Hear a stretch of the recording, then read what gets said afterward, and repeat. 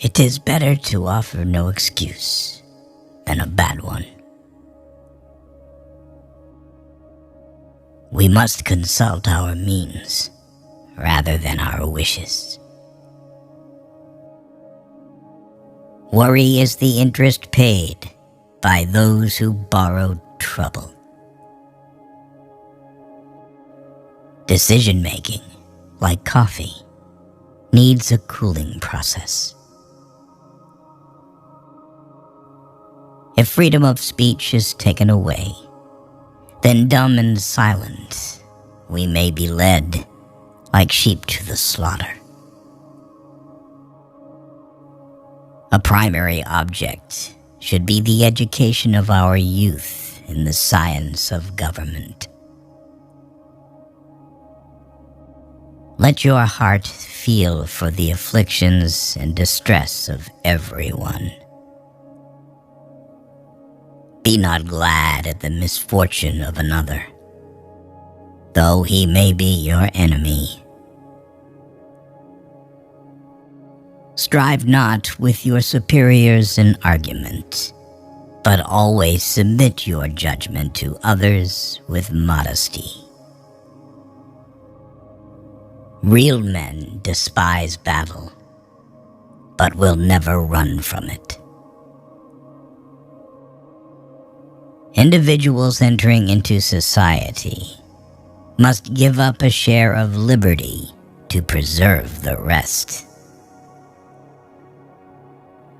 99% of failures are the ones who make excuses. A bad war is fought with a good mind. There is nothing so likely to produce peace as to be well prepared to meet the enemy. Be courteous to all, but intimate with few, and let those few be well tried before you give them your confidence. True friendship is a plant of slow growth, and must undergo and withstand the shocks of adversity before it is entitled to appellation. It is better to be alone than in bad company. Human happiness and moral duty are inseparably connected. To persevere in one's duty and to be silent is the best answer to calumny. There is nothing which can better deserve our patronage than the promotion of science and literature. Knowledge is in every country the surest basis of public happiness. To be prepared for war is one of the most effectual means of preserving peace. Guard against the impostures of pretended patriotism. Labor to keep alive in your breast that little spark of celestial fire called conscience. Perseverance and spirit have done wonders in all ages.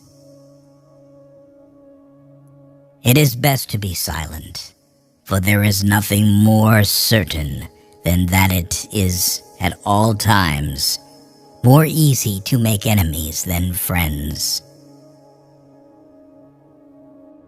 Associate yourself with men of good quality. If you esteem your own reputation, for 'tis better to be alone than in bad company. Let us therefore animate and encourage each other, and show the whole world that a free man, contending for liberty on his own ground, is superior to any slavish mercenary on earth. A sensible woman can never be happy with a fool, Few men have the virtue to withstand the highest bidder. Happiness depends more upon the internal frame of a person's own mind than on the externals in the world. Experience teaches us that it is much easier to prevent an enemy from posting themselves than it is to dislodge them after they have got possession. The harder the conflict, the greater the triumph. The turning points of lives are not the great moments.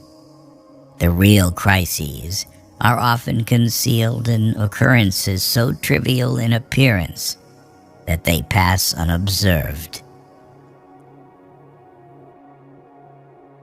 As mankind becomes more liberal, they will be more apt to allow that all those who conduct themselves as worthy members of the community are equally entitled to the protections of civil government. To encourage literature and the arts is a duty which every good citizen owes to his country. A knowledge of books is the basis upon which other knowledge is to be built. Paper money has had the effect in your state that it will ever have to ruin commerce, oppress the honest, and open the door to every species of fraud and injustice. Discipline is the soul of an army. It makes small numbers formidable, procures success to the weak, and esteem to all. Those who have committed no faults want no pardon. We are only defending what we deem our indisputable rights. We should not look back unless it is to derive useful lessons from past errors, and for the purpose of profiting by dearly bought experience. No punishment, in my opinion, is too great for the man who can build his greatness upon his country's ruin. The common and continual mischiefs of the spirit of party are sufficient to make it the interest and the duty of a wise people to discourage and restrain it. The nation, which indulges towards another an habitual hatred or an habitual fondness, is in some degree a slave. Never attach where it is obvious. The great rule of conduct for us in regard to foreign nations is, in extending our commercial relations, to have with them as little political connection as possible. Government is not reason. It is not eloquence. It is a force, and force, like fire, is a dangerous servant and a fearful master. In a good family, the husband is blind, and the wife is deaf. If to please the people, we offer what we ourselves disapprove of, how can we afterwards defend our work? Let us raise a standard to which the wise and honest can repair. The rest is in the hands of God. Avoid a man who pretends to be your friend. Freedom and property rights are inseparable. You can't have one without the other. Nothing is more essential than that permanent, inveterate antipathies against particular nations and passionate attachments for others should be excluded. It is substantially true that virtue or morality is a necessary spring of popular government. The rule, indeed, extends with more or less force to every species of free government. Religious controversies are always productive of more acrimony and irreconcilable hatreds than those which spring from any other cause.